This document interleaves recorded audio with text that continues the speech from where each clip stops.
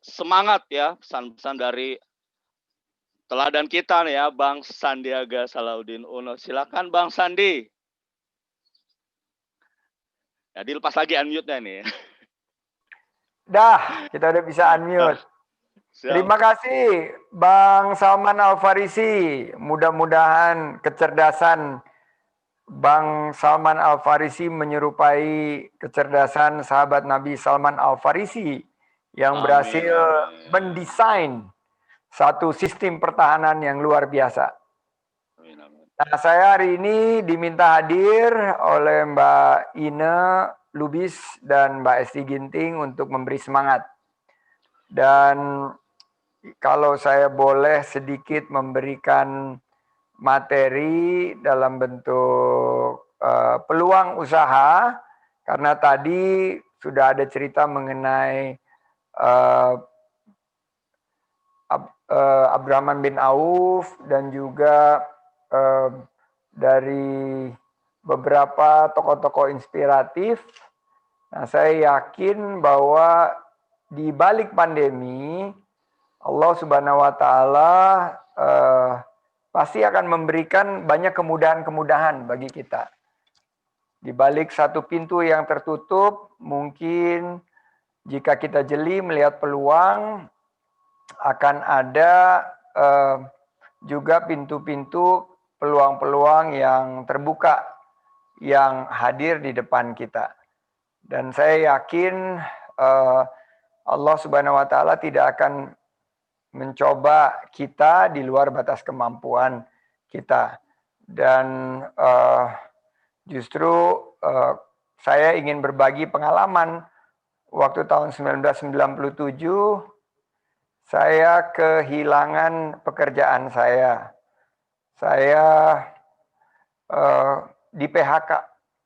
Waktu itu saya ingat sekali di awal tahun 97 krisis baru merebak dan apa yang terjadi adalah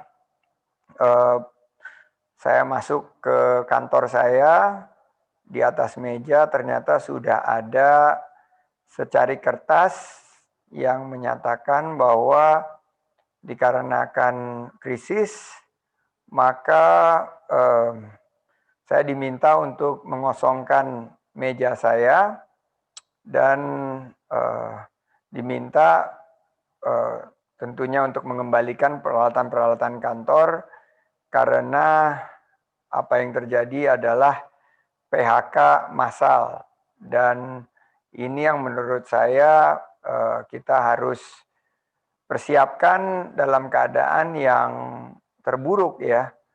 Namun saya yakin karena bulan-bulan setelah itu di tengah keterpurukan justru saya menemui satu peluang memulai usaha di bidang konsultan keuangan di mana saya melihat bahwa dari pengalaman saya sebagai manajer investasi, saya ternyata terbuka peluang membuka usaha di bidang investasi dan restrukturisasi. Nah, akhirnya alhamdulillah usaha tersebutlah yang setelah 25 tahun masih berdiri sampai saat ini bertransformasi menjadi perusahaan investasi aktif dan alhamdulillah membuka lapangan kerja bagi 30.000 karyawan di seluruh Indonesia. Nah, teman-teman juga bisa melakukan hal yang sama dan saya yakin peluang itu ada di depan kita jika kita mampu melihat opportunity di tengah-tengah COVID. Saya sebut sebagai opportunity. Pandemi sebagai peluang. Nah, ini mudah-mudahan sisi kesehatannya para dokter, tim medis yang berjuang di garda depan, mudah-mudahan kita doakan Allah Subhanahu wa Ta'ala memberikan kekuatan kepada mereka sehingga bisa mengatasi pandeminya. Kita dari sisi ekonomi berjuang bersama untuk memulihkan keadaan. Nah, pandemi ini udah di seluruh dunia, jadi bukan Indonesia saja, lebih 32 juta yang terdampak secara kesehatan, dan hampir 1 juta saudara-saudara kita yang meninggal dunia. Nah, kalau di Indonesia sendiri sudah tembus angka 200.000, ekonomi sudah minus, jadi jangan ributkan resesi atau tidak, memang sudah minus. Dan kita tidak usah menipu diri kita sendiri bahwa semuanya baik-baik saja. Tidak, semua tidak baik-baik saja. Tapi cara kita menyikapinya adalah untuk saat ini yang terbaik melihat optimisme bahwa badai pasti akan berlalu, dan untuk itu kita harus mengerti bagaimana caranya sebagai seorang entrepreneur melihat tren-tren terkini. Nah, ekonomi kita ditopang oleh UMKM. Jadi kita kembali lagi bangkit karena UMKM ini yang terpukul jatuh di awal-awal pandemi ini. Yuk, kita semua ada 300 di sini bangkit dan patuhi protokol kesehatan. Nah, ini yang saya selalu bilang. Yang pertama, jangan dibolak-balik. Kesehatannya dulu. Kesehatannya kita turuni, faktor resiko kesehatan masyarakatnya, baru kita lihat dampak ekonominya yang terbesar. Inilah yang saya sebut sebagai Go Zone. Go Zone ini adalah para UMKM yang bisa menerapkan protokol kesehatan yang ketat dan disiplin, dan juga protokol keuangan yang bijaksana. Jadi ini yang disebut sebagai Go Zone. Teman-teman, untuk bersiap-siap masuk Go Zone, turunkan resiko kesehatan masyarakat kita, dan juga tingkatkan manfaat ekonomi. Sektornya mana? Sektor konsumsi, sektor UMKM berbasis digital, sektor-sektor yang berkaitan dengan pangan. Nah, inilah yang saya bilang sebagai saat kita meningkatkan kreativitas kita, melihat beberapa aspek dan sektor yang sekarang lagi booming justrunya. Mulai dari kesehatan, all the way sampai clean energy. Jadi teman-teman, semangat, jangan kendor. Justru saya yakin hari-hari terindah, hari-hari tercerah, cuaca yang bisa menghadirkan peluang yang terbaik akan kita temui setelah krisis ini selesai. Nah, berarti kita harus fokus kepada customer kita, bagaimana kebutuhan mereka bisa kita layani dengan produk dan jasa kita, berwawasan global tapi berkearifan lokal, adaptasi digitalisasi, dan bangun ekosistem yang kuat dan tangguh. Ini adalah 300 yang 379 yang hadir. Waktu saya datang masih 300, sekarang udah 379. Ini adalah ekosistem kita. Insya Allah di balik silaturahim Allah janjikan ada umur panjang dan juga melimpahnya rezeki. Jadi bangun ekosistem ini, dengerin terus tausiah dari Ustadz Salman Al-Farisi, dan jangan lupa untuk berolahraga. Yes. Untuk kita meningkatkan imunitas, kita harus berolahraga. Jadi untuk semuanya, saya ingatkan, bangkit di saat sulit, menang melawan COVID, bersama-sama, yes, we can do it. Terima kasih. Saya kembalikan ke Bang Salman Al-Farisi. Terima kasih Bang Sandiaga Uno. Wah, luar biasa ya teman-teman ya. Hari ini kita mendapatkan ilmu ya, mendapatkan semangat baru ya dari guru-guru kita ya. Tadi ada Bang Iim, ada Bang Sandi, ada Coach Esti ya, Mama Geng nih ya, yang sudah memberikan semangat ya. The power of Mama ini emang nggak ada matinya gitu ya.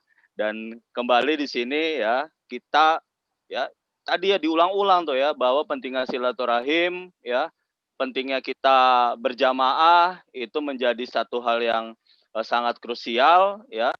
Hingga nanti ya, dengan adanya aktivitas berjamaah kita, dengan perbanyaknya kita bersilaturahim, ini dapat menguatkan gerak bisnis kita sehingga kita bisa masih tetap semangat. Bang Sandi, sebelum aku mau sharing nih ya, kalau disebutkan 3 langkah aja, 3 ya Bang Sandi nih ya, buat oleh-oleh ke teman-teman sekalian yang 300 orang nih dari Sabang sampai Merauke. Tadi dari Aceh sama dari Papua juga ada nih Bang Sandi yang hadir hari ini ya. Tadi yang dari wilayah Sulawesi ada yang keluar dulu karena sudah masuk waktu asar di sana.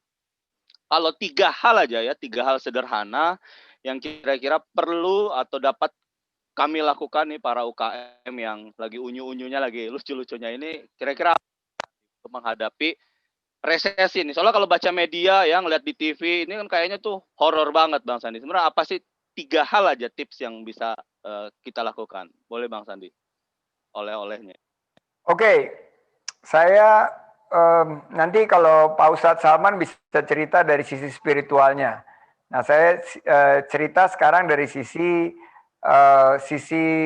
ilmu bisnisnya ya. Jadi ya semuanya juga nanti akan mengacu kepada pebisnis yang terhebat di seluruh dunia, yaitu Rasulullah Shallallahu Alaihi Wasallam. Nah, saya selalu dengar apa yang Warren Buffett sampaikan, bahwa saat-saat terbaik kita berusaha itu adalah saat-saat di tengah dengan penuh ketidakpastian yang hadir karena satu perubahan secara fundamental. Nah, itu sudah saya lakukan pada tahun 97. Nah, ini terjadi lagi tahun 2020. Berarti ini peluang terbuka. Nah, konsepnya yang Warren Buffett sampaikan adalah be active when everybody is inactive. Jadi waktu orang-orang khawatir, takut, stres, dan galau, dan lain sebagainya, kita harus jernih melihat peluangnya yang hadir. Dan itu kita harus pilah-pilah mana industri yang bagian daripada old, mana bagian daripada new. Karena kita akan mendapatkan satu tatanan baru. Konsepnya, langkah pertama adalah yang saya selalu bilang bahwa protokol kesehatan itu penting dan utama. Tapi protokol keuangan yang bijaksana, protokol menjalankan usaha yang hebat, itulah yang harus kita lakukan. Protokolnya apa? Salah satunya utamakan cash is king, yaitu saat-saat kita seperti ini, hati-hati dalam pengelolaan bisnis kita, dalam pengelolaan keuangan kita. Untuk kewajiban-kewajiban yang bisa kita tunda, tunda. Untuk pembelian-pembelian yang tidak perlu, itu kita boleh kita hilangkan. Dan kita selalu mengedepankan sistem, sekarang teman-teman pakai sistem PO, pre-order. Punya produk, mau pesen, bayar dulu di depan. Nah, itulah konsep langkah pertama kita. Protokol usaha selain daripada protokol kesehatan yang ketat dan disiplin. Kedua, adaptasi kepada realita. Tadi saya sudah menyampaikan sektor-sektor mana yang sekarang timbul menjadi peluang di tengah-tengah pandemi. Kedua, adaptasi caranya, yaitu dengan digitalisasi, dengan produk-produk yang bisa kita kembangkan melalui reseller. Teman-teman di sini banyak banget yang sudah menjadi bagian daripada OKOC. Nah, OKOC ini adalah satu jaringan silaturahim yang ingin berpihak untuk menciptakan lapangan kerja, jejaring yang memberikan pelatihan pendampingan dengan sistem kewirausahaan, juga memberikan akses permodalan. Sehingga kita ingin justru di tengah pandemi ini komunitas yang hadir di sini, OKOC Forever, Coach ST, ini bisa menjadi pemenang. Justru bisa naik kelas setelah pandemi. Dengan keyakinan kita bahwa takdir Allah ada yang terbaik. Banyak peluang di balik semua ini. Ini ada satu pesan, satu ujian buat kita untuk naik derajat. Dan terakhir, ya saya berulang-ulang, saya katakan terus-menerus, saya sehari ini 5 sampai 10 webinar. Silaturahim terus, karena saya yakin ekosistem itu bahasa keren. Tapi semuanya balik lagi kepada silaturahim. Bagaimana kita membantu orang, bagaimana kita, kalau nggak bisa bantu dengan pendanaan, dengan keuangan, bisa bantu melalui nasihat, melalui semangat, melalui motivasi, melalui satu restrukturisasi dan lain sebagainya.